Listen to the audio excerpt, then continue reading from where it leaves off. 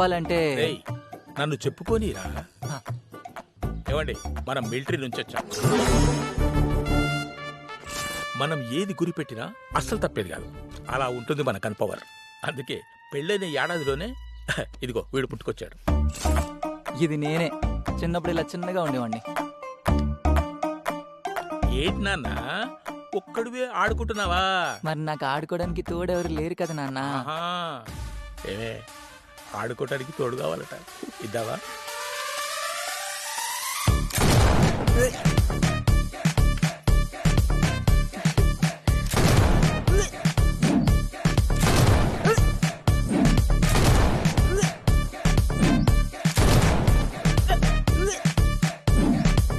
ఆ తర్వాత ఇంకా నాకు చెల్లెళ్ళు వద్దన్నా మా నాన్న మాత్రం యుద్ధం ఆపలేదు. రేయ్, యుద్ధం మొదలెట్టడం మాత్రమే మన చేతిలో ఉంటుంది, ఆపడం మన చేతిలో ఉండదు. అలా మా నాన్న చేసిన యుద్ధం రష్యా ఉక్రెయిన్ వార్లాగా చాలా కాలం సాగింది. ఆ యుద్ధానికి ఫలితమే గంగా, యమున, సరస్వతి, కావేరి, నర్మద 5 చెల్లెల్నిచ్చాడు. అవును, ఈ ఫోటోలో మీ అమ్మ లేదేంటి? ఈ ఫోటోలో ప్లేస్ సరిపోక పక్క ఫోటోలో పెట్టాం. ఆ ఒక్క రోజు నేను ఆ మాట అనుకుంటుంటే ఎంత బాగుండేదో. మరి నాకు ఆడుకోవడానికి తోడెవరు లేరు కదా నాన్న. అరే పొట్టి పెన్ తెచ్చావరే? అరే పొట్టి నోట్స్ రాసావా? అరే పొట్టి ఏమైందిరా నీకు? అరే పొట్టి ఏంట్రా ఏం సైలెంట్ గా మాట్లాడావు? ఉన్నావేంట్రా? మాట్లాడు. అరే పొట్టి అరే పొట్టి, నిన్నేరా? నిన్నేరా? అందరూ నన్ను అలా అంటుంటే నాకు చాలా బాధేసేది.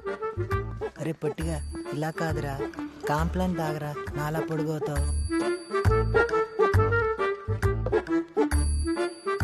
రే కాంప్లైంట్ కాదురా, ఈ గుళ్ళో కొబ్బరికాయ కొడితే నాలాగా పొడుగవుతు. రే మీరు స్కూల్కి వెళ్ళండి రా, ఇప్పుడే వస్తాను.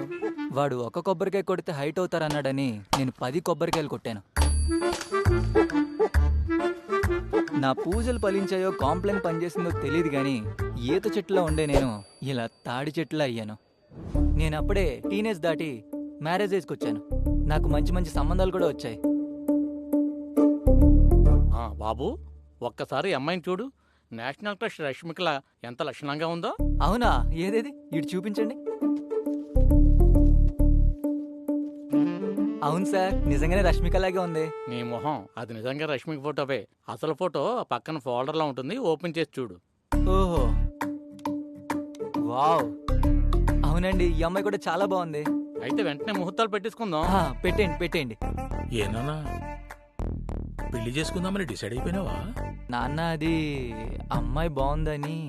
అమ్మాయి బాగుంటే పెళ్లి చేసుకుంటావా? సరే, పెళ్లి చేసుకుని కురుకు. అక్కడ నీ 5 చెల్లెళ్ళు పెళ్లిళ్ళు గాక ఖాళీగా ఉండి పొద్దుపోక రీల్స్ చేసుకుంటున్నారా? కనీసం పెద్ద చెల్లి పెళ్ళైన తర్వాత నన్ను చేసుకో. సరే నాన్న, పెద్ద చెల్లి గంగ పెళ్ళయ్యాకే నేను పెళ్లి చేసుకుంటాను. శభాష్. అవును నాన్న, మన దగ్గర డబ్బులు లేవు కదా, చెల్లి పెళ్ళి ఎలా చేస్తాం? మనకేం తక్కువనన్నా? 5 ఎకరాల పొలం ఉంది, 1 ఎకరం అమ్మేద్దాం. ఈ అమ్మాయి ఫోటో చూడు, వర్షంలో త్రిషలా ఉంటుంది. మరి ఎండలో ఎలా ఉంటుంది? నీ మొహంలా ఉంటుంది. అవును సార్, నిజంగానే బాగుంది. మరి ముహూర్తాలు పెట్టేసుకుందామా? పెట్టేయండి పెట్టేయండి. అంటే ఏంట్రా, వచ్చేసావా? పెళ్లి చేసుకుందామని డిసైడ్ అయిపోయావా? అంటే నాన్న, అది అమ్మాయి బాగుందని. చేసుకోరా, చేసుకో.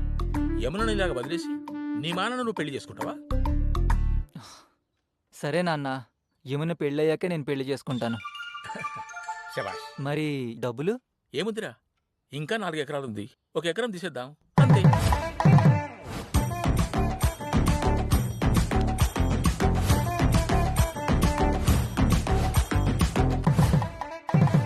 సార్ ప్లీజ్ సార్ ఏదో ఒక సంబంధం సెట్ చేయండి సార్. విసిగించకయ్యా, నువ్వు అంతగా అడుగుతున్నావు కాబట్టి ఫైనల్ గా ఒక మ్యాచ్ చూపిస్తా.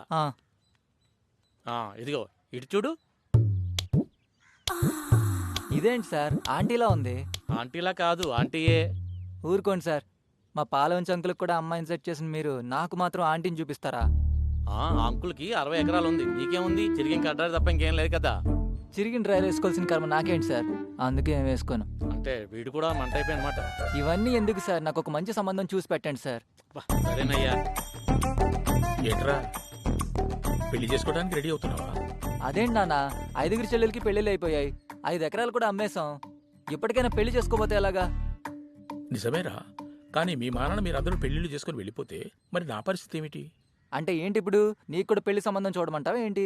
చచ్చా అది కాదురా, ఈ మధ్య గుండెల్లో ఏదో